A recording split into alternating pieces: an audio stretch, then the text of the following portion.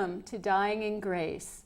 This is a show dedicated to talking about all aspects of death and dying, living well, all the taboo subjects, so that we reintegrate death as part of the life experience. We get comfortable and we serve one another in the process. Each week, I bring one of our community members to talk about their own perspectives on death and dying, and I'm your host, Arlene Stepputat. This evening, I'm happy to have Pastor Chuck Reed with me, and Pastor Reed is the minister of the Moriah Bible Fellowship. And welcome to our show. I'm so glad to have you here. Thank you for having us. Yeah. We're excited. Yeah, I'm excited too. So first off, tell me a little bit, how long have you been in Santa Barbara, and a little bit about your own journey to ministry? We've been in town for almost 10 years now. Okay. And I was that kid who was on the fence. Mm-hmm. And one day the Lord spoke to me and got me off the fence. Ah. and with that journey, it gave me clarity, it gave me focus, it gave me purpose. It helped me clean up my act. Mm-hmm. It helped me forge a common goal. And it helped me really become the person that the Lord wanted me to be. Beautiful. Mm-hmm.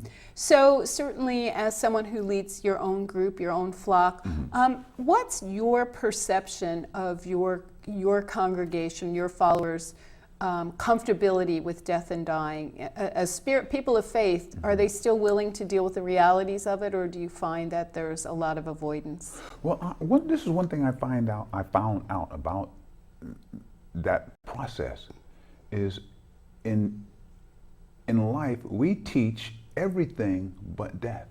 Mm-hmm. We teach math, science, we teach arts, we teach everything, but we don't teach about what is the proper, how do you accept, how do you deal with grief. Most mm-hmm. of it we don't learn until boom. It's like you don't know how to clean up an egg till you drop one. Exactly, Yeah. Exactly. Yes. Yeah. Well, I totally agree with you, which is why we have the show in the first place, mm-hmm. to help people start to talk about that taboo and kind of make it okay to talk about death and dying. Yeah. And you have a very personal story. Yes. And would you share with us a little bit about the loss of your son? And I know, having worked in the hospice environment for a long time and in the death and dying community, mm-hmm. the thing you hear over and over and over again is the loss of a child is the worst loss. Siblings, spouses, parents, mm-hmm. it's kind of the flow of life, but not the child. Yeah. So tell us a little bit about your son and your journey. So I always open up with this, and this is always, and I always say this is the craziest thing I ever say, but I have to open up and say it. The best thing that ever happened to me was losing a child. Why do I say that? I know it's crazy, but it opened up my mind and my thought and my heart to, first of all, who he was and who he affected and how important his life was and how many people he touched. And it also made me more compassionate towards others, which is something I didn't do until he went away. Mm-hmm. And then I realized how important it is for you to take advantage of every person. Let me not say advantage, but take the advantage of the opportunity mm-hmm. of meeting every person and getting to know that person, because there's no time limit. How long are we going to be here? Who knows? Right. I know. I totally agree. We all have an expiration date. Sadly, none of us know when it is. And in my own work, I do a lot of speaking to young people, and they're always thinking it's about the other person, their parent, and yet we know any one of us can be a victim or just die suddenly. I mean, life is random in that way. We just don't know when our time is up. So that's part of my message, to reintegrate comfortability with the discussion, at least, to know it's coming and get used to that idea instead of avoiding it. So tell us a little bit, you have 2 children and a wonderful wife, And tell us a little bit about your son. He also was a Chuck. Yes, Chuck Jr. Yes, Chuck yeah. Jr. We called him JR. We also referred to him as the boy. We had two kids, the boy and the girl. Okay, got it. And so backing up, you know, I got married to the other than your husband, I got married to the most beautiful woman in the world. Okay. Oh yes, mercy, right? yes. Go ahead, lay it on. gotta We go like. home I'm not. tonight. No, I'll take it too. That's all right. But she was really she really was the good balance. And so my son kind of was more like her. My daughter was more like me, and then they were both like us. And so there was a good balance in the family. And so watching that thing was just it was phenomenal, just watching the family grow. And you think you have this family, think it's gonna all, you know, it's all gonna be beautiful. And then I got assigned to pastor a church here in Santa Barbara, and I think everything's beautiful. Right. And then we find the news that he's diagnosed with cancer. And as a pastor, I'm praying, I'm believing in my faith, you know, the Lord's gonna heal him, and the Lord's gonna take care of this, and everything's gonna be out great. And he passed. So let's back up a little bit and take it in stages. So first off, how old was your son when he got the diagnosis? Early 20s, 23-ish, 24. Okay, and like that. so what were the symptoms that led him up? Because of course at 23, somebody's not feeling well, cancer's not the first thing you jump to. So what were some of the things that he was experiencing? He was a professional skateboarder, a lifeguard, a swim coach, a water aerobics instructor, super healthy guy. Right, very active. Low right? rider, everything. And he had a pimple on his neck, and the pimple became bigger, and a marble size, golf ball size. He said, let me go check this thing out. And he goes to UC, and he finds, hey, this is not just a pimple, but you have leukemia. And we're like shocked. But wait a minute, it's not fair. This is not fair. Why you? So we were struggling with that, you know, because that kind of stuff happens to somebody else. Right. It happens to the kids on the other side. It never happens to somebody in your family. So did you all have the same, so what was his response first? Do you recall how his response was to the diagnosis? He made this comment that sticks in my mind. What must be, must be. So he had a higher level of acceptance than probably you and Joyce. Most definitely. Yeah. Most definitely. So that's right there. He kicked in, starting to be your teacher. Yeah. He was a church drummer. You know, and so he was one of those kids. You know, you train up a child, and he was always in church. I'm the pastor, and even when we came to Santa Barbara, he's still in L.A. and he's rocking the drums every Sunday. He was that kid. He was the type of young man you want to marry your daughter. That guy, straight up, that guy.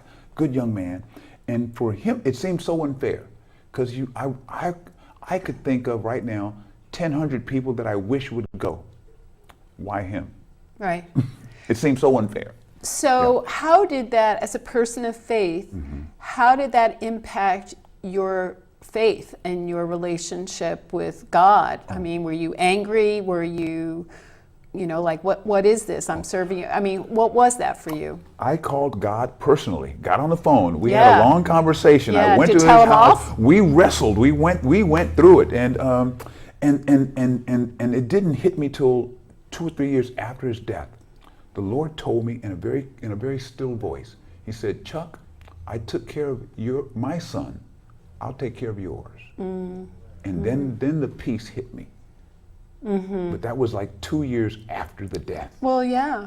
Because I was in denial. Well, sure. Yeah. And so I'm wondering, so we were chatting earlier, so that was your experience. What's your recollection of both Joyce, your wife's reaction to the diagnosis, as well as Shallon, his sister? Wow. So I think because the relationships were different. Right. I'm dad, she's mom, Shallon is sister, girlfriends and boyfriends. We all had different, because I'm the dad. I fix, I protect, I take care of, and I couldn't do anything.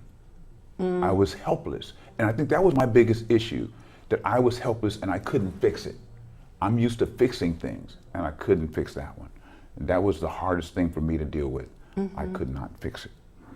How did the illness, so how long was he, so he gets this diagnosis, he goes into treatment, and we're hopeful, right? We're always hopeful. Yes. Chemo's going to be the magic fix. Right, And okay. right. So how long between his diagnosis, how long did his illness last? So I'm thankful for the doctors at the UCLA Medical Center. He went through the aggressive chemo, and he was able to recover. He went back, so he went through the full chemo treatment. He was down and out. I mean, he was Sure. like, 6'2", strapping guy, and he went down to like nothing. Right. And then the treatment got him back on his feet.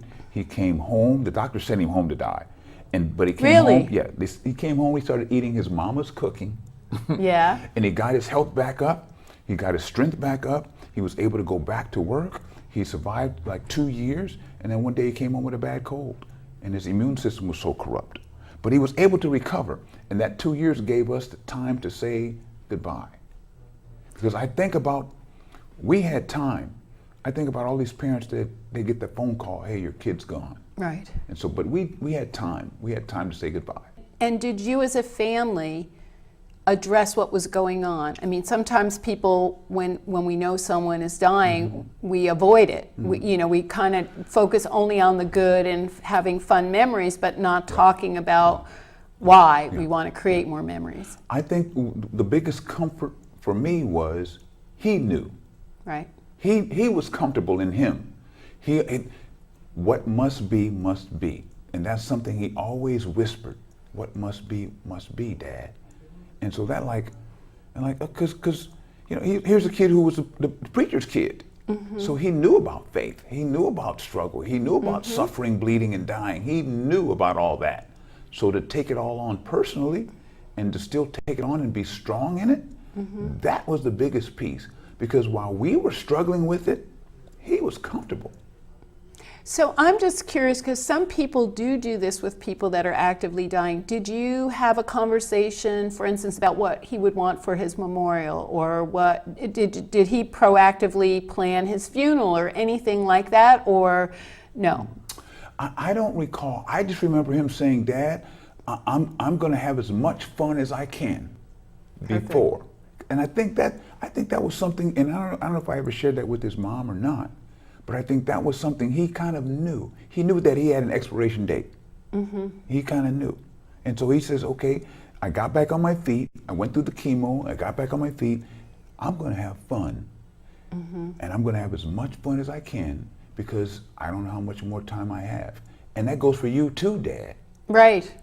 Right. We all have the expiration date. And that's the biggest lesson that I got from him. He says, I kind of know what I think I might go with, Dad, but you don't. So you better, and he told me to do 3 things before he passed away. 3 things. He said, Dad, start wearing more colors, which a little bit of red. Yeah, we got the red. I'm not wearing my, because I'm normally a silver and black guy, but he said, start wearing more colors. Okay. He said, take care of Mom. I don't think you need to be told that, but it's his love for Take care of her. Mom, Yeah. and then get the red Corvette. And do you have a red Corvette? Yeah, we had 2. Yeah. Oh, wow. Because that's something he knew. He says, because we always talked about that as a kid. Dad, we got to get that red Corvette and cruise, and that's just, so those are things. Live life. That's what I got from him. Because there ain't no guarantees. And when I use that word ain't, there ain't no guarantees. And that's what I got from him. Well, that's beautiful. You also, when we were preparing, talked about how having a son who was on that journey that you knew was, how that coincided with you also ministering to someone else whose son was dying. And could you share a little bit about that experience and how your learning and your active participation helped you serve someone else? A good friend of mine, so I'm a police chaplain with Santa Barbara PD at that time, and Mike McGrew, a sergeant, who was dealing with the loss of his son, who called me in as the chaplain. I go in, his son is passing away, is dead. I go in, and now I've got to minister to him. Here's a young man who lost his child, and I'm thinking, wow, my son's on that same path. Let me use Mike as a lesson of how to be a dad in this time. So I watched him. Mike just recently put out a book, A Higher Call, Police Sergeant Mike McGrew, and he tells this story, and he uses our relationship, because he says he says how much I helped him, and I said, no, Mike, you helped me because you prepared me for the journey. I watched you and how you were that guy. But you know, I am a big believer in service, and Yes. when we are of service to one another, like your intention was to be of service to him, but in fact you benefit, and I think when service is done kind of in the right way, there's a communion. Yes. You don't know who's getting Yes. more, the Yes. person who's the quote giver Yes. or the Yes. person who's receiving, because there's a Yes. flow. Yeah. And Yeah. that to me is what it's all about, where we're in this space of supporting one another in the experience. Yeah. Yeah. So when you were taking notes, observing Mike, what were some of the tips that, or some of the things you saw him doing that you wanted to remember for yourself? Because I knew he was broken. Uh-huh. He was broke. And, Open. And there's the sorriest thing in the world is a broken man. And I could see his brokenness. And I could see my son's brokenness, but his strength. Our police chief, who's now retired chief, Cam Sanchez, went to LA to see my son in the hospital at UCLA. He goes to see JR in the hospital, and he's going to bring him some books and some stuff. And JR said, and at the end of the visit, Cam says, I need to pray for you. And JR says, no, chief, I need to pray for you because your job is harder than mine. And so that's the message that I got. Sometimes just because we're going through something, no, we're preparing the next person for it. And so as Mike was, as my buddy, my friend Mike McGrew was going through his, he didn't realize he was preparing me for it. And I can't tell you how many young men, I say young men, I'm almost 60, Bishop Broderick Huggins, who lost his son shortly after I lost mine. And then I'm like, oh, I had the experience to be able to help him go through it. And I said, Bishop, you're going to have to help the next guy who's going to lose his son. And I think that's the ripple effect of it. It wasn't so much that I lost my kid, but it opened up my eyes and my heart to help the next person, to say, hey, if I can make it, you can make it. Is it going to be good? It's a pain that I wish on. It's a fraternity that no one signs up for. Right. Nobody wants to be a part of that club. Yeah. Right. But when you're in that club, oh man, you look around the room, you're like, we're some messed up dudes. Yeah. Yeah. And as guys, we we're a mess. We think we're all that. We act tough. I'm a woman, I understand what you're saying. Right, right? Because you guys can see us being fake. Yeah. And that's what helped me the most. When I was walking around talking to Mike, Mike would say, Chuck, how are you doing today? And I would do this. I'm fine. Yeah. Yeah. And he says, Chuck, you're full of it. Yeah. I know what broken is because I was that way. And so now I know that look. So when people say, oh, I'm fine. No, you're not. But see, out of your own Yeah. heartbreak, it's the difference. Your heart broke open. I Yes. mean, first it was broken apart, but Yeah. there's more space to hold some of Yes. these other people. Yes.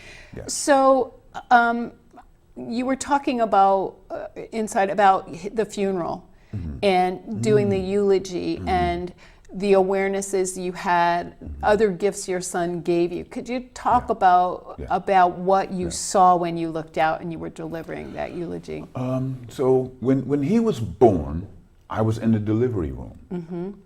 My firstborn son. Right. And I knew from the moment, my wife's gonna be mad, but I knew from the moment of conception that was my boy. That was the home run. I knew that was it. So I knew, but so as I caught him as an infant, boom, I held him. I watched him take his first breath. I watched that little thing. It's not even a person, it's slimy, that thing. And then I watched him mature into the fine young man that he was. And on his bed as he passed away, I held his hand then too. And to watch him go boom, boom, boom, I was there. And so what greater gift than to watch somebody come and watch him go? What greater gift? And I think about the guy upstairs who watches us as we go through it, and how the Lord upstairs, he holds us through all that, good, bad, and the ugly. That let me know that no matter what we go through, life and death, that there's someone that will hold us, someone that will hold us. And so that's what I got out of it. How many other people in our lives can we hold? Can we hold?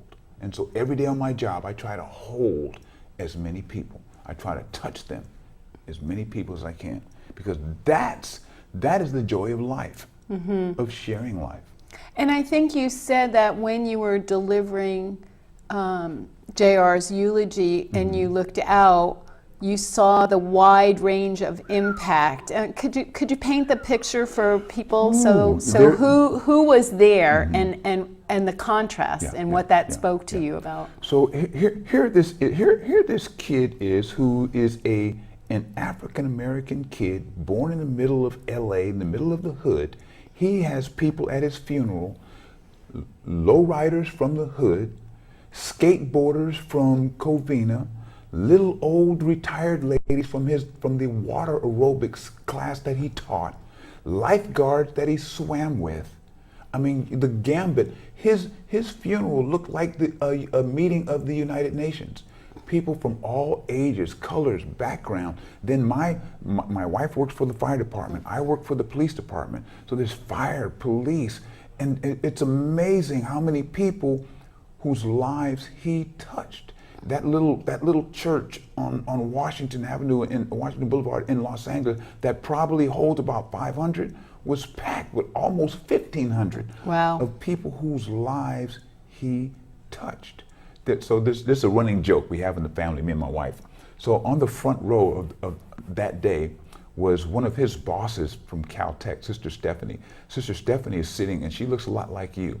So she's sitting on the front row, and she's boo-hooing, she's crying and sobbing, and my wife walks up. Who is the white girl crying so hard? Why is she here? Who does she? I said, that's Stephanie, that's his boss. She loved him so much. And so he touched so many people who just loved that. He's the kind of, people that loved him because he was that guy.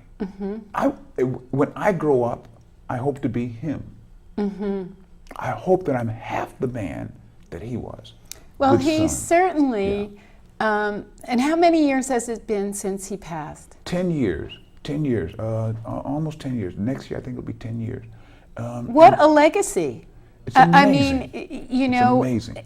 I just feel like he is so alive, even Still in alive. you talking and Yes. in your memories. And can you also, because you touched on it just a little bit, your grieving process, because you said it didn't come in until a couple of years later. So how was your grief, and how did it impact your relationship with Joyce and Shallon? I mean, how was that?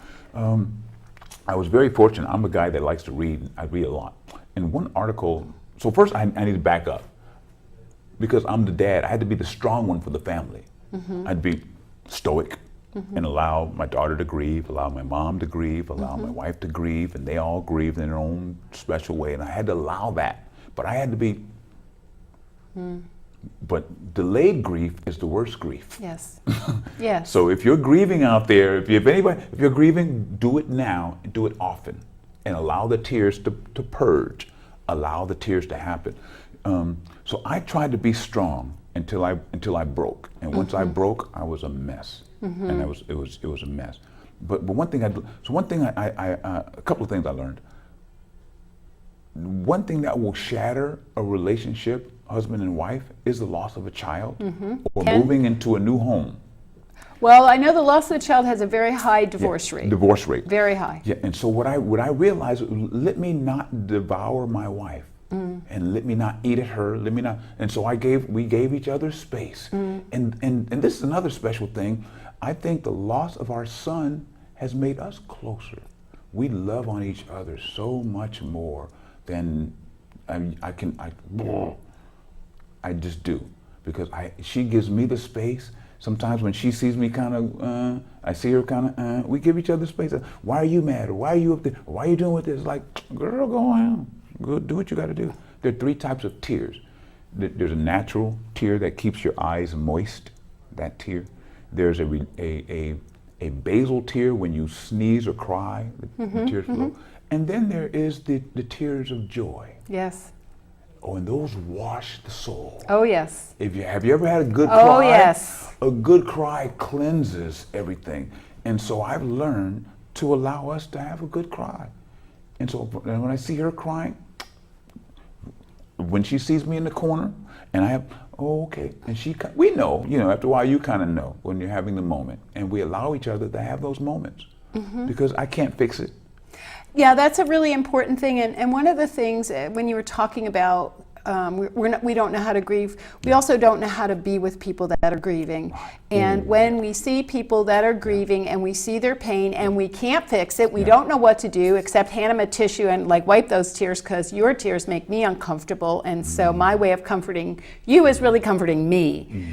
So, and I really appreciate the idea of being with your feelings, whatever they are, and being gentle. And it could be anger. You could be really pissed off at him or a bunch of people. It's that whole gamut. And it's really important to keep checking in with yourself and with the people you love. I mean, I know for a long time, a lot of people don't want to talk about their grief. They put on the show, they put on the mask, and as you well said, it gets I was pastoring a church, and it's very difficult to pastor a church when you're mad at the world. Yeah, it is. And I was mad at the world. And here's my congregation, why is Pastor Chuck so grumpy? Why? He's supposed to be the loving, kind, caring, but I was angry. Yes. Angry. And then it took me a while to realize what the source of my anger was. Well, I so appreciate your story, and we could go on for a much longer time. But as you so aptly said, I wonder if you'd like to put in our book of Living Love your son's name. Oh, and I would like to thank TVSB and our viewers for watching this wonderful program. I want to thank Pastor Chuck Reed for being our guest tonight. And I'd like to thank my crew, Elliot Jacobson and Leandra Harris, for being with us. Thanks so much. It's wonderful to have you with us. Thank you.